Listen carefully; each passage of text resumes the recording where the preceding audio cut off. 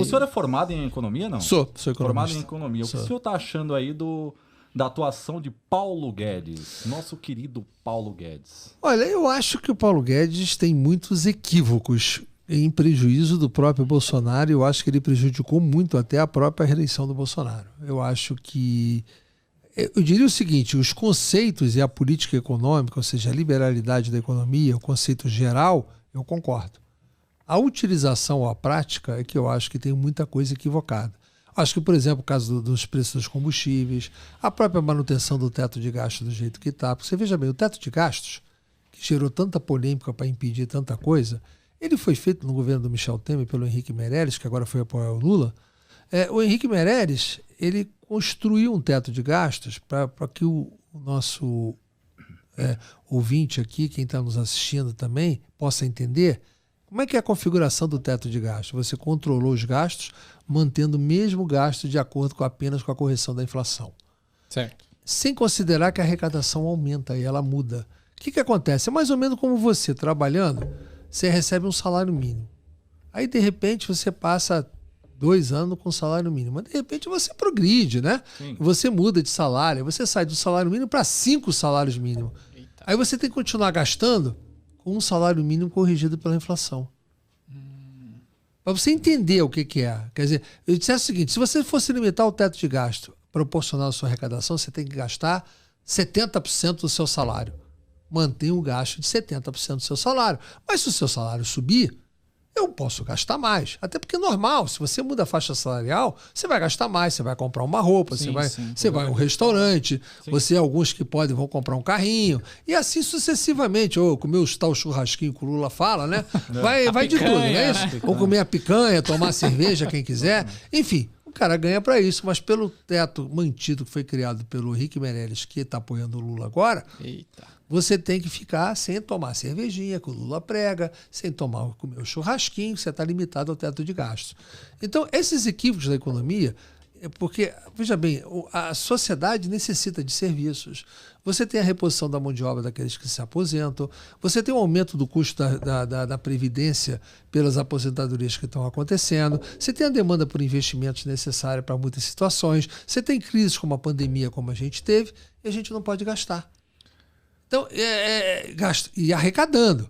Aí você vê agora, para poder dar o Auxílio Brasil, os R$600, teve que aprovar uma emenda constitucional para poder dar essa excepcionalidade por causa do teto de gasto. Cara, tinha que ter mexido logo no teto de gasto e colocado ele vinculado à arrecadação, porque ninguém estava aumentando a dívida. Simplesmente estava gastando o dinheiro que entrou de dividendos ou da privatização da própria Eletrobras, estão gastando a opção do governo. O governo teve uma arrecadação extraordinária e quer gastar. Agora, pelo teto de gasto, não pode gastar. Então, o Paulo Guedes foi muito escravo dessa situação e permitiu que essas coisas contagiassem. Está com uma inflação elevada, que não é culpa dele, mas é culpa da conjuntura mundial que levou da pandemia, da guerra. Você está com um problema hoje, saiu notícia hoje. A China, por exemplo, vai ter o menor crescimento dos últimos anos, vai ter 2,8%. Quando todo mundo esperava no mínimo o dobro. Então, a China desacelerou por causa de quê? Desacelerou por causa dos lockdowns constantes que deu que eles mantêm até hoje por causa da pandemia. Isso gerou o quê? Gerou falta de produtos no mundo. A China, com mão de obra barata, é fornecedora de produtos para muitas indústrias de transformação. Por exemplo, veículos, os semicondutores. Falta semicondutor no mundo, consequentemente você diminui a produção de carro, passou a ter fila de espera, ágil, uma série de coisas.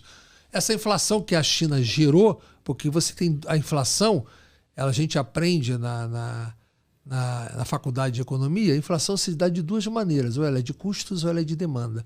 A inflação de custos, os custos são corrigidos. Aí você tem uma inflação.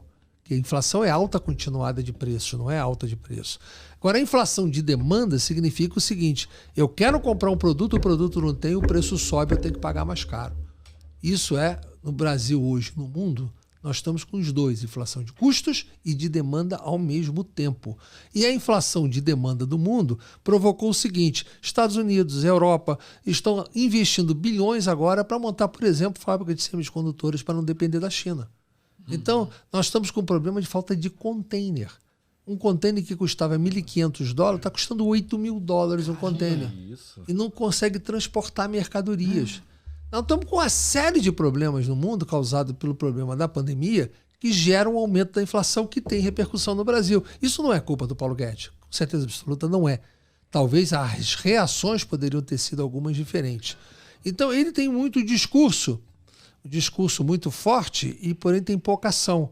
E, na verdade, os atos dele de manter o teto de gasto daquele jeito, de impedir que pudesse ser dado Auxílio Brasil na hora que deveria ter sido dado, fazer com que os combustíveis permanecessem elevados, quando ele devia ter tido uma interferência no problema da Petrobras. Fica muito engraçado o seguinte: quando o Bolsonaro fala que vai entrar nos preços dos combustíveis, todo mundo diz, vai intervir. Aí o Lula diz, tem que abrasileirar o preço do combustível, e ninguém perguntou ao Lula o que é abrasileirar o preço. E tá tudo bem. Tá tudo bem. Esse é o problema, né? Quer dizer, eu diria o seguinte: no conjunto do Paulo Guedes, eu acho que o Paulo Guedes, eu escrevi até um artigo sobre isso, eu acho que o Paulo Guedes foi um dos grandes obstáculos à reeleição do próprio Bolsonaro, na minha opinião. A tal ponto que agora ele vai lá, ele corta do orçamento farmácia popular no meio da eleição. O Bolsonaro nem sabe disso. Aí vai dizer, não vou repor depois, mas a política não se dá do depois. Você apresentar uma proposta orçamentária, enquanto o Bolsonaro está na televisão, no programa eleitoral, dizendo que vai manter o Auxílio Brasil ano que vem inteiro, mas a peça orçamentária que o Paulo Guedes apresentou não tem essa previsão, desgasta o Bolsonaro.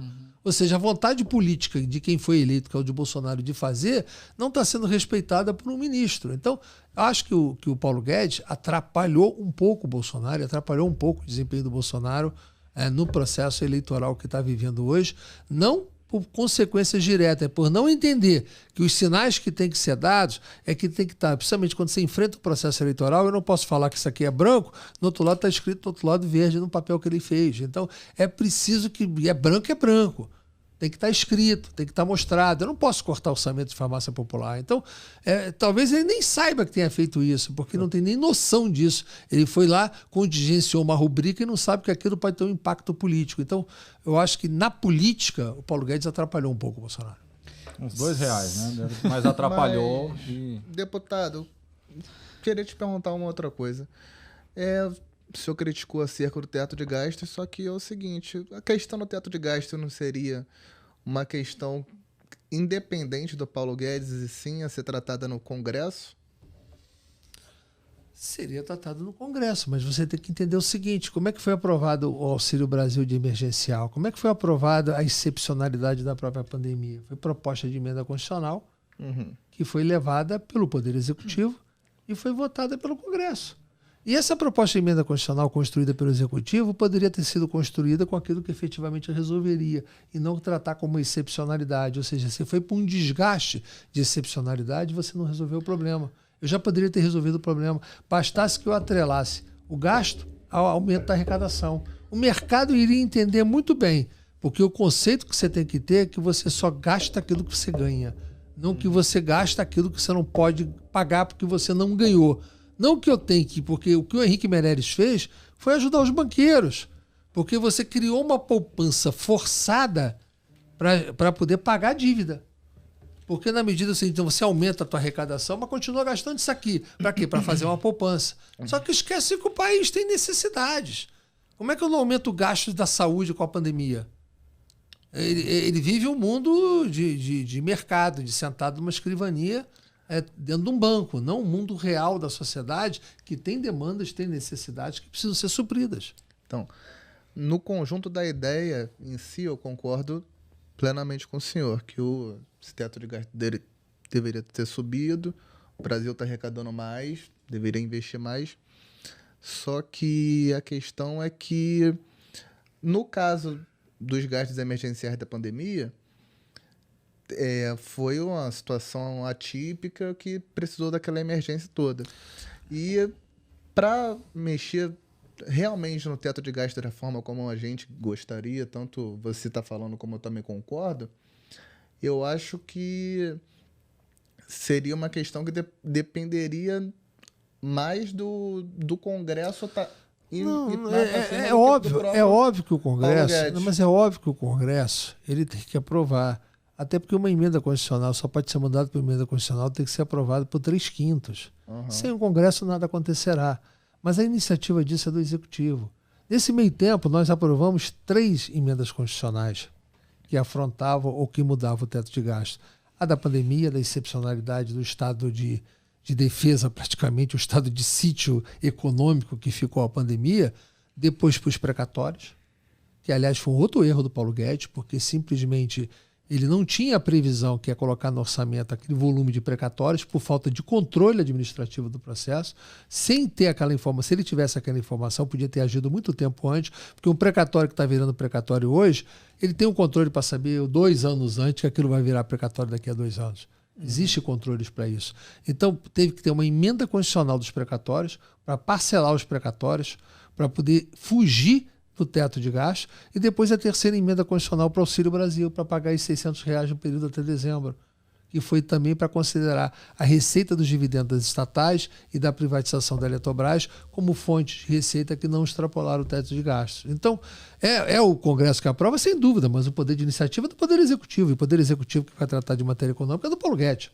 Uhum. Foi feito o que o Paulo Guedes pediu. Isso aí não foi uma iniciativa parlamentar que criou essa proposta. Ela foi uma proposta feita, inclusive bancada politicamente, discutida politicamente, com força do governo para aprovar em relação àquilo que o governo queria. O texto que saiu, mesmo que pegaram carona em uma proposta de emenda já existente na Câmara, pegaram carona apenas para ganhar tempo de tramitação. Mas o texto que saiu foi o que o governo fez. Então não pode o Paulo Guedes se eximir disso aí não, porque ele tratou em 3 oportunidades emendas constitucionais para tratar disso. Talvez no caso seria a questão dele propor isso ao Congresso para contar com a ajuda do Congresso para ser aprovado, né? Não, ele comandou o processo. Eu diria para você, isso aí a gente acompanha, sabe como é que funciona. Ele comandou o processo. O Congresso fez exatamente o que o Paulo Guedes quis. E o governo fez aquilo que o Paulo Guedes decidiu. Isso não há dúvida nenhuma com relação a isso. E ele poderia ter feito diferente. Não precisaríamos ter 3 embates de emenda constitucional como tivemos. Bastava ter tido 1. Seria o suficiente para isso. Tivemos 3.